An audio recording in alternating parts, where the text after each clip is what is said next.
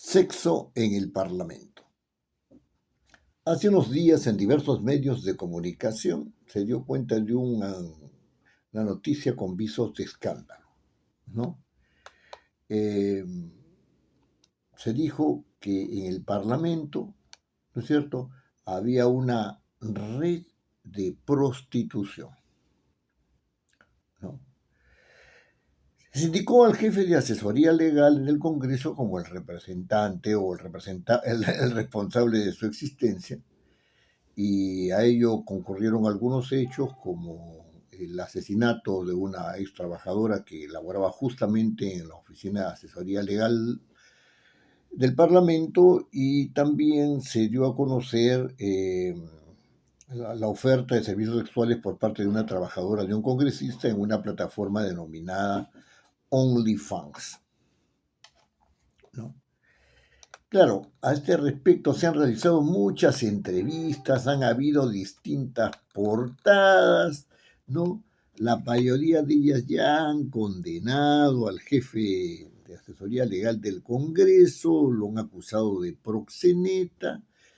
eh, han habido una serie de lucubraciones respecto a que el asesinato de la señora sería una especie de silenciamiento respecto a esta red de servicios sexuales en el Congreso, ¿no? Y que la servidora que trabaja todavía en el Parlamento para un congresista y que ofrece servicios sexuales en OnlyFans, no tendría la suficiente calidad profesional para hacerse de, los, de los trabajos que el Parlamento requiere, etcétera. Todo está en el mundo, digamos, de lo posible, pero como una elucubración sin evidencias claras de lo que realmente ha sucedido. El único que ha salido a defender a la señorita que presuntamente ofrece sus servicios sexuales en OnlyFans, ¿no? En OnlyFans, lo ha hecho resaltando sus virtudes laborales, ¿no? Dijo que él la contrató prácticamente sin conocerla, que esa fue una decisión de sus subordinados, ¿no? Sus asesores, ¿no? Y que, bueno, en todo caso, según él, debe esto investigarse a fondo, ¿no? Por otro lado, los miembros de seguridad del Congreso también han dicho, ¿saben qué? Si acá ingresaban señoritas que no parecían tener mucho talento, pero que eran muy buenas mozas y que a los pocos días ya tenían un trabajo con un sueldo nada deleznable, ¿no? Este dato, este último dato es muy interesante porque los de seguridad del Congreso se la saben todas, ¿no? Se la saben todas, ¿no?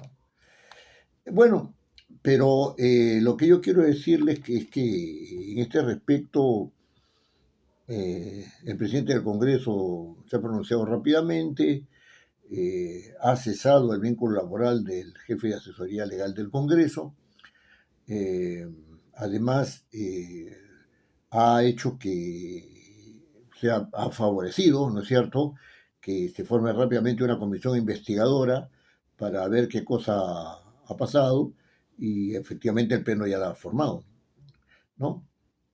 Pero sí, es gracioso esto porque cuando se quiere dilatar un problema se forman comisiones investigadoras, ¿no?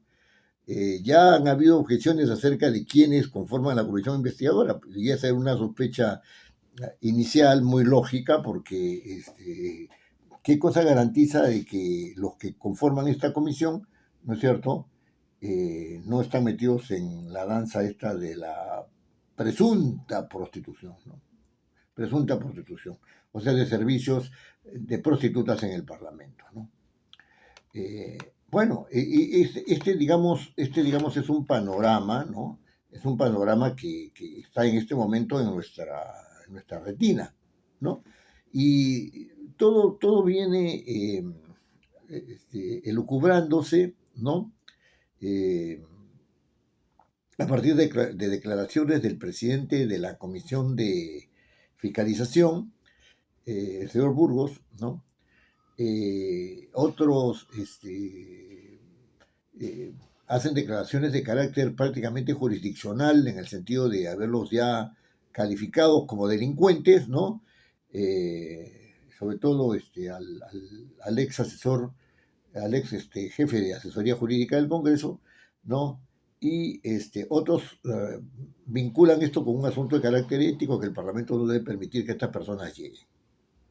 Claro, yo no voy a pretender pronunciarme sobre los alcances administrativos o penales de este tipo de comportamientos, ¿no? Porque en primer lugar no soy nadie para ver qué asuntos están relacionados con delitos, ¿no? O con faltas administrativas, ¿no? Pero quiero dar sí un tipo de información que me parece que es el que está en el meollo del asunto, ¿no? Y que es una información que tiene que ver con el carácter desestabilizador de la forma como se viene manejando el acceso del personal del Congreso, del personal al Congreso. Miren, en primer lugar, se tiene que dejar en claro que en el Parlamento existen dos ámbitos. Un ámbito que es el ámbito de los órganos formados por los señores congresistas, que es un ámbito eminentemente político, y otro ámbito formado, ¿no es cierto?, por lo que se llama el servicio parlamentario, es decir, con personas que tienen que ver con el servicio para todos los congresistas, ¿no es cierto?, ¿no?, en igualdad de condiciones, ¿no? En igualdad de condiciones. Muy bien, entonces tenemos dos ámbitos, un ámbito político y un ámbito que es un ámbito, vamos a llamarle así, administrativo, ¿no? Muy bien, en cada ámbito hay trabajadores. Entonces, en el ámbito político hay trabajadores que trabajan con congresistas en el Pleno, hay trabajadores que trabajan con los congresistas, directamente con los congresistas en las comisiones, hay trabajadores que trabajan directamente con los congresistas en sus despachos, hay trabajadores que trabajan directamente en los grupos parlamentarios, ¿no es cierto? Estos son los llamados trabajadores de confianza, ¿no? Y después están todos los otros trabajadores del servicio parlamentario, que son aparte. Ahora, los trabajadores de confianza ingresan según las reglas que se establecen en el reglamento interno de trabajo, ¿no? Y ahí hay determinados requisitos, ¿no? Y los trabajadores del servicio parlamentario ingresan al Parlamento en razón de lo dispuesto en el Estatuto del Servicio Parlamentario. Pero aquí sucede una cosa muy interesante. El Estatuto del Servicio Parlamentario fue aprobado, ¿no es cierto?, en la presidencia propiciado por un rato por el señor Sumaeta, ¿no es cierto?, ¿no? Y después, después de un tiempo de su vigencia, ¿no? Resulta que el señor Galarreta agarró y lo dejó en suspenso, ¿no?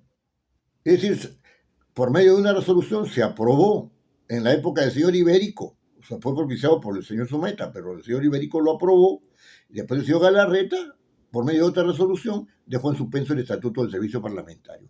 ¿Fue esto legalmente pertinente? No fue legalmente pertinente, por dos razones. La primera es que el Estatuto del Servicio Parlamentario, ¿no es cierto?, ha sido dejado en suspenso de manera indefinida. Indefinida. No puede haber una suspensión de manera indefinida. La suspensión tiene que tener, ¿no es cierto?, un tiempo, ¿no es cierto?, determinado.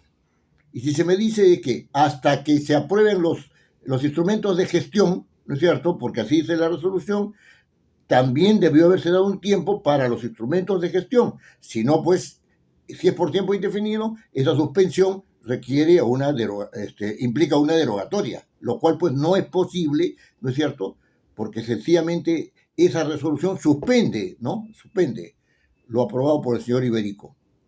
El señor Galarreta, ¿no es cierto?, dejó esos instrumentos. Ahora, esto, desde el punto de vista legal, no es procedente, pero desde el punto de vista político obedece a una intención determinada. ¿Cuál ha sido la intención determinada? ¿Cuál ha sido la intención determinada? La intención determinada es, vamos a evitarnos problemas, ¿no es cierto? Los grupos parlamentarios y los partidos políticos vamos a evitarnos problemas. Nosotros queremos que el oficial mayor sea nombrado políticamente, que el director general parlamentario sea nombrado políticamente, que el secretario general de la Oficialía Mayor sea nombrado políticamente, y queremos que todos los cargos sean nombrados políticamente. ¿Está sucediendo eso ahora? Sí, sí está sucediendo eso ahora. Entonces resulta que este ingreso a los cargos del servicio parlamentario, que son los del oficial mayor para abajo, los que he nombrado para abajo, ¿no es cierto?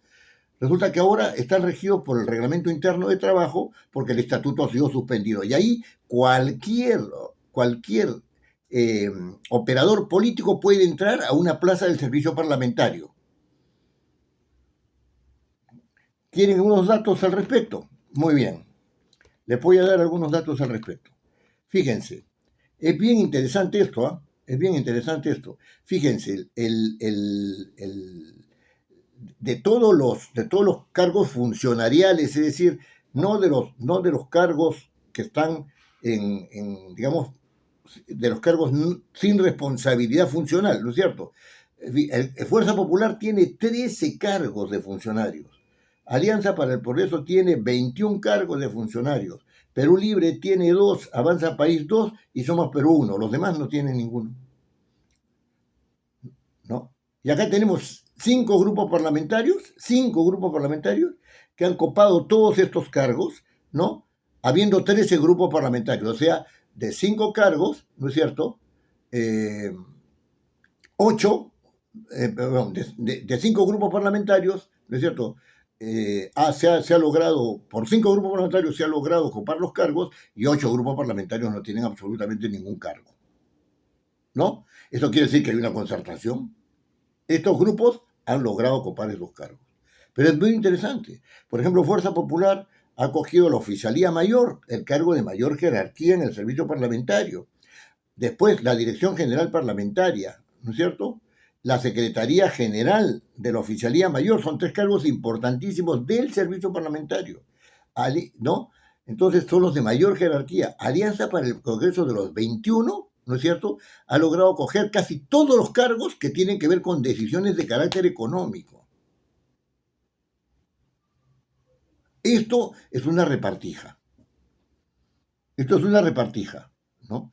Y esto que resulta ser una repartija, ¿no es cierto?, ha dado lugar justamente a la infiltración del servicio parlamentario a favores de carácter político, ¿no?, por ausencia del estatuto del servicio parlamentario, que ha dejado por medio de esta suspensión del señor Galarreta, ¿no es cierto?, un vacío donde los actores políticos pueden operar en el Parlamento como les da la gana.